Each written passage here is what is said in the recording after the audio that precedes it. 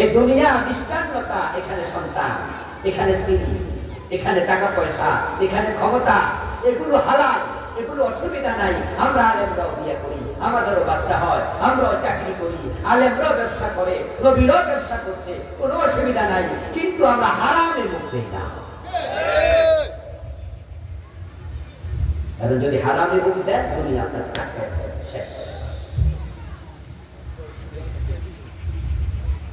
দুনিয়ার সাথে একজন মানুষের সম্পর্ক হবে নৌকার তলার পানির মতো।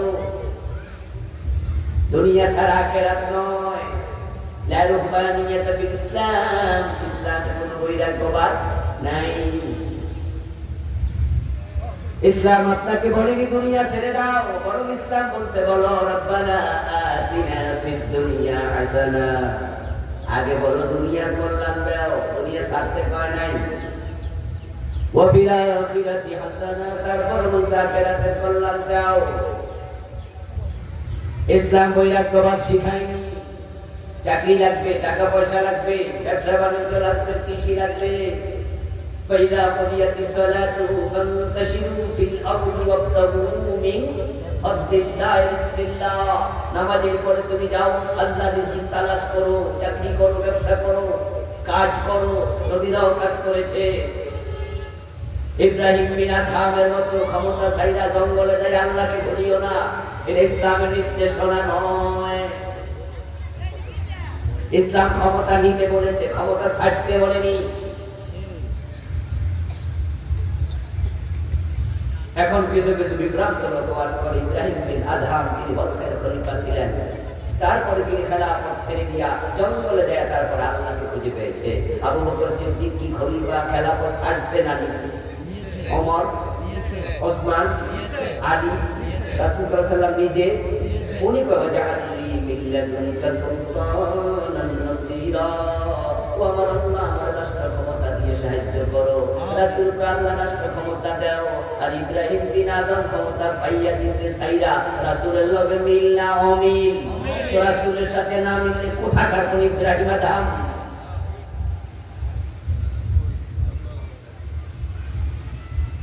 ইমাম হুসাইন রাদিয়াল্লাহু তাআলা আনহু ওনার সাথে যে ইয়াজিদের দ্বন্দ্ব হলো, ওইটা কি মসজিদের ইমামতি লইয়া হয়েছিল?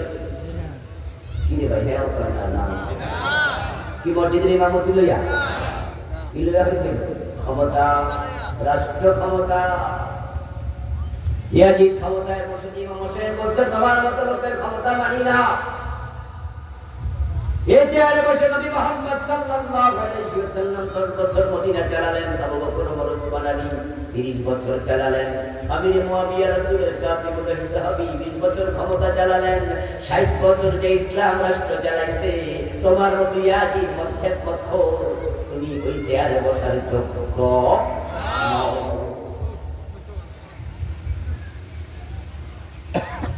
আল্লাহ নবী সাহাবী ইবনে আব্বাস জীবিত, ইবনে মাসউদ জীবিত, আব্দুল্লাহ ইবনে জুবাইর জীবিত, ইমাম হোসেন জীবিত, কত শত শত সাহাবী জীবিত। এত বড় বড় সাহাবারা থাকতে চেয়ারে তোমার মতো মতখোর বসে কেমনে? কিন্তু বাংলাদেশে 54 বছর যারা ক্ষমতায়, তাদের মাঝে 2 জন এমপি মদ খায়, এমন আছে না নাই? ঘুষখোর আছে না নাই? সুদী ব্যাংকের মালিক আছে না নাই? সিনেমা হলের মালিক আছে না নাই? বেপরদা বেহায়াপনা লিপ্ত আছে না নাই? আমরা চুপ করে আছি কেন? ইমাম হোসেন তো চুপ থাকেন নাই। আমরা চুপ আছি কারণ হুজুরদের আমাদের ক্ষমতা। হুজুররা ইব্রাহিম বিন আদমের মতো ক্ষমতা চাইরা দিয়া জঙ্গলে চলে যায়। ইমাম হোসেন তোমার জন্য আদর্শ হলো না, অনুকরণীয় হলো না। আবু বকর ওমর ওসমান আলী রাদিয়াল্লাহু তাআলা আনহু 4 জন সাহাবী সংগ্রাম করে, লড়াই করে ইসলামী রাষ্ট্রকে বিস্তৃত করেছে। হযরত ওমরের সময় তো ইসলাম ছড়িয়ে পড়েছে অর্ধ পৃথিবী জুড়ে। অর্ধ পৃথিবী করেছে শাসন, ধুলার তথ্যে বসে, খেজুর পাতার প্রাসাদ তোমার বারে বারে গেছে খসে। ওরা আমাদের জন্য আদর্শ, ওরা আদর্শ ইব্রাহিম বিন আদম। ইব্রাহিম বিন আদম রাহিমাহুল্লাহ দোয়া করে দিলাম আল্লাহর বান্দার জন্য। জানি না আমি তিনি কেমন মানুষ ছিলেন, শুনেছি ভালো মানুষ, এই কাজ যদি তিনি করে থাকেন এটা সুন্নাহর খেলাফ হয়েছে। সুন্নাহ হলো ভালো মানুষরাই ক্ষমতায় থাকবে, ভালো লোকেরা ক্ষমতা থাকবে, জাতি নিরাপদে থাকে। এই যে গত 15 বছর ধরে খারাপ মানুষ বাংলাদেশের ক্ষমতায় ছিল, আলেম ওলামারা কি নিরাপদে ছিল? এদেশের ইসলাম নিরাপদে ছিল? ইসলাম ওরা নিরাপদে ছিল? কি পরিমাণ জুলুম অত্যাচার করছে, আয়নাঘর বানিয়ে গুম করেছে মানুষ। ফাঁসিতে শাপলা চত্বরে আলেমদের বুকে তারা গুলি চালিয়েছে। আল্লামা সাইদি রাহমাহুল্লাহর মতো লোকটাকে 13 বছর জেলখানায় বন্দী রেখেছে। শেষ পর্যন্ত তাকে দিল্লির প্রেসক্রিপশন ফলো করে সুস্থ মানুষকে হাসপাতালে প্রয়োজনী করে হত্যা করেছে। মেডিকেল রিপোর্ট থেকে করে দিলাম মুলাস সাহেব মাসুদ সাইদি ভাই শামিম সাইদি, এই দুই ভাই আমাদের ভাই আদমি, তারা ইতিমধ্যে বক্তব্য দিচ্ছেন যে হত্যা তদন্ত হয়। সেই দাবি আমরাও করছি, সেই দাবি আমরাও করছি। আল্লামা সাইদি সুস্থ ছিলেন, অসুস্থ ছিলেন না।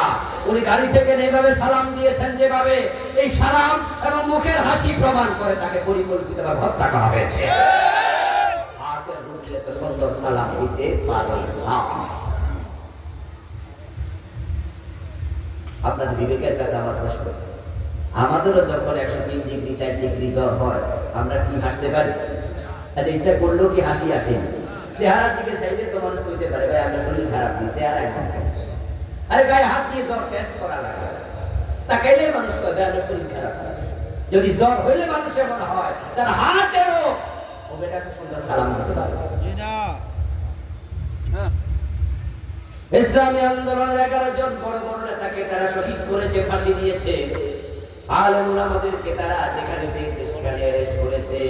কওমি চিনে না, আলিয়া চিনে না, তাবলীগ চিনে না, জামাত ইসলাম, নেজাম ইসলাম, হেফাজত চিনে না। আলেম পাইছে যেখানে জুলুম করছে। শুধু ইসলাম নিয়ে খেলা খেলে নাই তারা আমাদের শিক্ষা ব্যবস্থাকে কুফরিতে ডাইরেক্ট নাস্তিকতাবাদের দিকে ধাক্কা দিয়ে ঠেলে দিয়েছিল। আগেকার প্রাইমারি সিলেবাস, হাই স্কুলের সিলেবাস, মাদ্রাসার সিলেবাসে বাংলা বই শুরু হতো মোনাজাত কবিতা দিয়ে। মনে আসেনি? মনে আসেনি?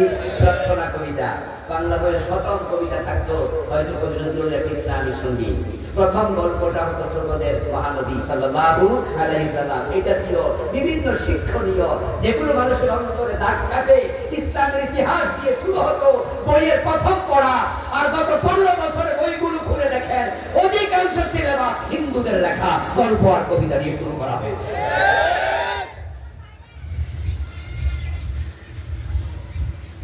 কেন? এটা তো হিন্দু দেশ না, হিন্দু তো মাত্র 4% 5%, তারা সবাই মিলে 8%, আমরা বিরাট হিন্দু, বৌদ্ধ, খ্রিস্টান, বক, চাকমা, মুরগ, সাঁওতাল সব বিরাট, আর আমরা 92%।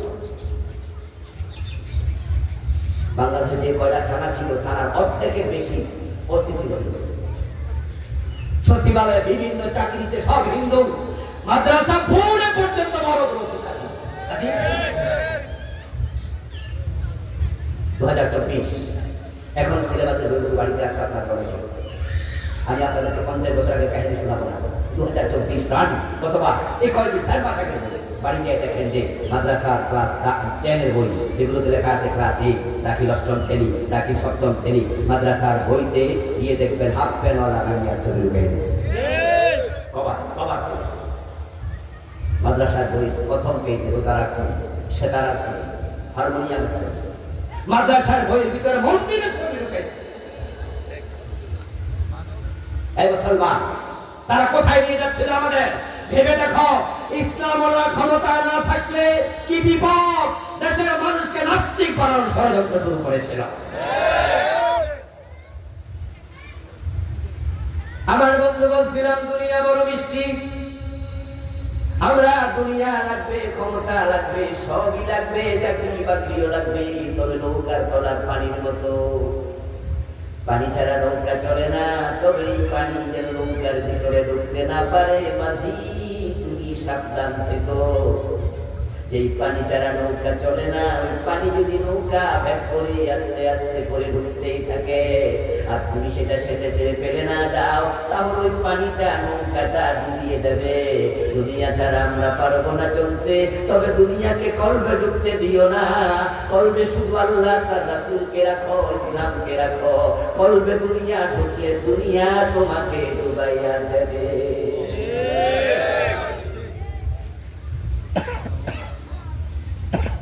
সূরা বুরুজের 11 নম্বর আয়াত পড়লাম, যেখানে আল্লাহ তাআলা আমাদেরকে জান্নাত দিতে বলেছেন। এই জান্নাতে আমরা যেতে চাই, সবাই যেতে চাই, যেতেই হবে। এটা আমাদের বাবার বাড়ি, ঠিক না? বাবা আদম তো সেখানে ছিলেন, তো মনে আছে না, যেটা আমি বললাম কিছুক্ষণ আগে, আমাদের বাবার বাড়িতে আমরা যেতে চাই। তবে এই জান্নাতে যেতে হলে দুটি শর্ত। জান্নাতে যেতে চাই আমরা, কিন্তু শর্ত মানতে চাই না। প্রবলেমটা হলো আমরা মাননা জান্নাত চাই, নামাজ পড়ে না, রোজা রাখে না, হজ করে না, যাকাত দেয় না, দাড়ি রাখে না, টাকুরি কাপড় পরে, বিড়ি খায়, গাঁজা খায়, বউ পর্দা করে না, নিজে করে না, ওজনে কমতে বাদে বেজানতে সুদে টাকা লাগায়, ঘুষ খায়, নিজের জীবনটা একবারে কদা ছাড়ে ভরে রাখছে। এমন লোকের আপনি জিজ্ঞাসা করবেন বেহেশতে যাবেন, দেখবেন মুস্কি হাসি দিয়ে বলবো চলে, মানে পারলে এখন এই যে আপনি বেহেশতে যাবেন, আপনি জোহরের নামাজ পড়ছেন,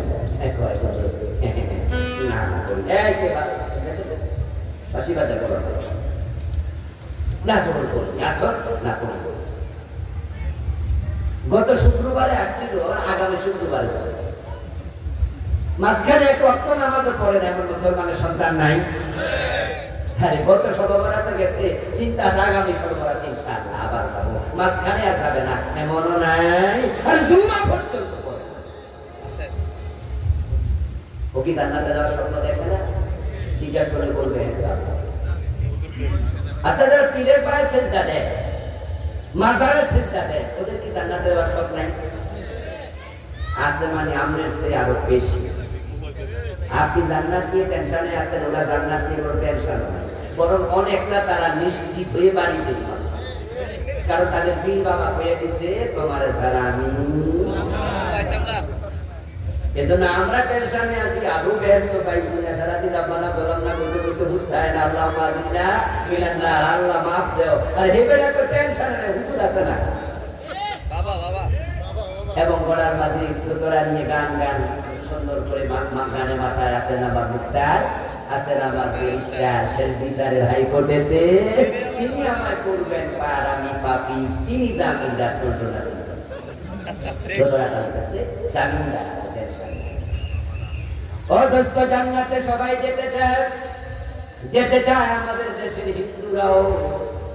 দেবিদ্যার বাজারে গেলে দেখতে পাবেন, আপনাদের কোম্পানি বন্ধ বাজারে হয়তো আছে মরা বাবার ছবি দোকানে টানেয়া, ছবির মাঝে লেখা দিছে স্বর্গীয় দুলাল চন্দ্র দাস, এরকম আছেন, স্বর্গীয় সতেন্দ্র নারায়ণ দত্ত, স্বর্গীয় মানে কি স্বর্গে যাবে না গেছে গা, আর আমরা নাম অপেক্ষায় আছে, এরা অলরেডি সব কারে চাইলে কি জান্নাত পাওয়া যায়? স্বর্গ কি মাগনা মিলে? আল্লাহ জান্নাতে যাওয়ার জন্য আল্লাহ তাআলা কুরআন মাজিদের 100 এর বেশি আয়াতে বলেন তোমরা দুটি শর্ত পূর্ণ করো, তাহলে জান্নাত দেওয়ার ওয়াদা আল্লাহ নিজে দিলেন। ইন্নাল্লাযীনা আমানু ওয়া আমিলুস সালিহাতি কানাত লাহুম জান্নাতুল ফিরদাউসি নুজুলা। ইন্নাল্লাযীনা আমানু ওয়া আমিলুস সালিহাত লাহুম জান্নাত তাজরি মিন তাহতিহাল আনহার। কত জায়গায় তো এক ডজন রূপায় আল্লাহ তাআলা কোন মেসেজ বারবার দিলেন, জান্নাতে যেতে চাও, এক নম্বর শর্ত পূর্ণ করো ঈমান, দ্বিতীয় শর্ত হলো নেক আমল করো। ঈমান আছে দাবি করলে হবে না, আমলও করতেই হবে। এখন ঈমান এবং আমল দুইটা যেন এমন হয় যে দুইটা আল্লাহর কাছে গ্রহণীয়। আখলিস দীনাক ইয়াকফিকাল আমালুল কলিল। আমল আছে অনেক, কিন্তু আমলগুলো শুদ্ধ না, আমল বেদাতে ভরা। ইমানটা বিশুদ্ধ না, ইমানটার সাথে শিরিক যুক্ত। যে ইমানে শিরিক আছে ওটা ইমান থাকে না। যে আমলে বেদাত ঢুকেছে সে আমল আর কবুল হবে না। এখন আমাদের যাদের ইমান আছে, আমল আছে, আমাদের মিশনে নামা দরকার। আমাদের ইমান আমল খাঁটি। আজকে খাঁটি ইমান খাঁটি আমল বড় অভাব। আলেমুল আমাদের এটা দায়িত্ব। আলেমরা মানুষকে ইমান এবং আমলকে খাঁটি করার জন্য তালিম দেন। নবী মুহাম্মদ সাল্লাল্লাহু আলাইহি ওয়াসাল্লাম 23টা বছর সংগ্রাম করে, লড়াই করে, পরিশ্রম করে 1.5 লাখ সাহাবী তৈরি করেছেন। যে 1.5 লাখ সাহাবী ইমানে একজনেরও সামান্য ঘাটতি ছিল না। 1.5 লাখ সাহাবীর ঈমান ছিল ভেজাল মুক্ত, শিরিক মুক্ত, কুফর মুক্ত, নিফাক মুক্ত। ওই 1.5 লাখ সাহাবী তাদের একজনের আমলের ভিতরে বেদাত ছিল না, আমল ছিল বেদাত মুক্ত। এই জন্য রাসূলের সাহাবীদের মাঝে জাহান্নামী সাহাবী একজন নাই, সবগুলো সাহাবী জান্নাতি। তিনি বলেছেন লা ইয়াদখুলুন নার মান রাআনি মুমিনা। ঈমানের সাথে আমি নবীকে যে দেখেছে সে জাহান্নামে যাবে না। রাসূলের সব সাহাবী জান্নাতি। সুবহানাল্লাহ। কিন্তু নবীজি সাল্লাল্লাহু আলাইহি ওয়াসাল্লামের তিরোধানের পর তাবিঈদের যুগে যখনই সাহাবায়ে কেরাম ছিলেন জীবিত, আল্লাহর নবী ইন্তেকাল করলেন, সাহাবীরা আছেন জীবিত, তাবিঈরাও জন্ম নিয়েছে। ওই তাবিঈদের যুগে ঈমানে ঘাটতি ঢুকে গেছে, আমলের মাঝে ঘাটতি। এজন্য সকল তাবিঈ জান্নাতি না। ইয়াজিদও একজন তাবিঈ, হাজ্জাজ বিন ইউসুফও একজন তাবিঈ। প্রবলেমটা শুরু হয়ে গেছে অনেক আগে, ঠিক সাহাবীরা তখন থেকে ঝামেলা শুরু হয়েছে। কিন্তু রাসূল যতদিন জীবিত ছিলেন সাহাবীদের মাঝে একজনের ভিতরে ঈমানে কোনো ঝামেলা নাই, আমলে কোনো ঝামেলা নাই। এজন্য সাহাবীদের মাঝে জাহান্নামী একজন নাই, সব জান্নাতি। সুবহানাল্লাহ। কিন্তু রাসূলের ইন্তেকালের পরে শুরু হয়ে গেছে এই হাজ্জাজ বিন ইউসুফ, এই জালেম কত সাহাবীকে জবাই করছে, অসংখ্য সাহাবীকে জবাই করেছে। আব্দুল্লাহ ইবনে জুবাইর রাদিয়াল্লাহু তাআলা আনহু সাহাবীকে হত্যা করার পরে হাজ্জাজ বিন ইউসুফের লোকেরা উনাকে গাছের মাঝে গলায় রশি লাগায়া ঝুলাইয়া রাখছিল। ইমাম হোসেন রাদিয়াল্লাহু তাআলা আনহুকে জবাই শুরু করে নাই।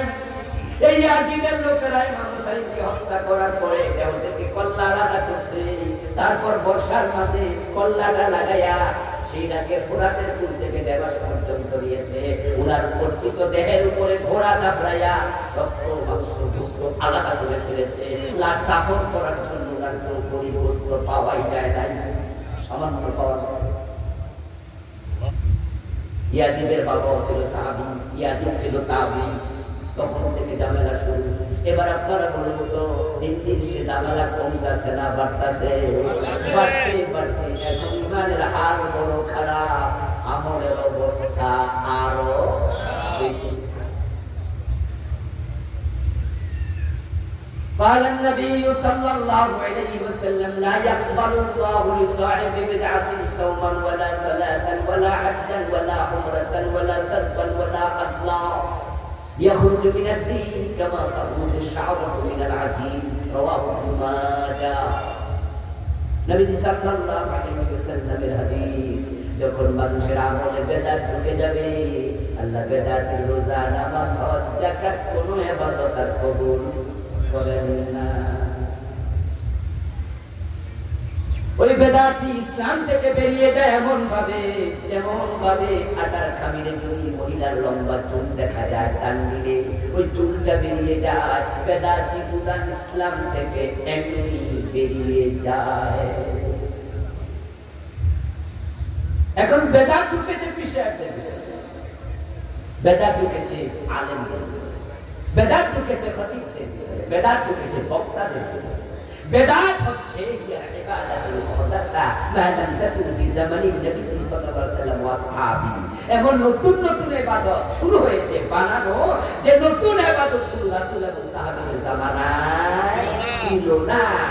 আপনি নতুন বানাচ্ছেন, প্রতিযোগিতা করে করে বানাচ্ছেন। হুজুর আপনি